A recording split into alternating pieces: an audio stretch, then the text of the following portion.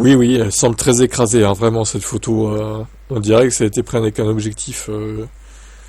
On dirait la Cybercab, en fait, qui est pas large du tout, mais non, ça rend mal. Ça rend mal. On dirait qu'elle est pas large et très haute, cette modèle Y. Bon, bref, c'est pas le sujet, on en a déjà parlé de ça. Selon Automobile Propre, donc, le nouveau modèle Y a reçu 50 000 commandes en moins de 24 heures. En Chine, le lancement chez nous semble proche car la production va démarrer en Allemagne. Selon le journal allemand Handelsblatt, la production du Juniper devrait commencer ce mardi 14 janvier au sein de l'usine allemande, non loin de Berlin.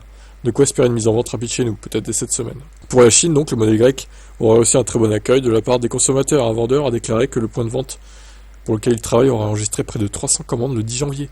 Dans toute la Chine, près de 50 000 bons d'achat auraient été signés pour le nouveau modèle électrique. Ouais, alors, la Chine, bon, 50 000, ça peut paraître impressionnant, mais je vous rappelle qu'ils sont combien? Les Chinois, ils sont 1 milliard. Ouais, ils sont quand même... Ah oui, 1 milliard 400 000. Ah ok, d'accord, bon. Et ces 50 000 là, c'est peut-être des gens, justement, qui ont attendu, avant d'acheter un modèle Y, qui attendaient le nouveau, justement. C'est aussi ça qu'il faut dire, hein. Donc c'est pas si impressionnant que ça, je dirais. Moi, je veux voir les ventes à long terme, surtout. Parce que les grandes annonces type Cybertruck, 1 million de précommandes, voilà, hein, chez Tesla, on sait ce que ça donne. En général, ça fait pchit assez rapidement. Dans le pays, deux versions du modèle Y restylé sont dispo, propulsion 295 chevaux, 4 roues motrices 444, les prix 35 000 euros et 40 400.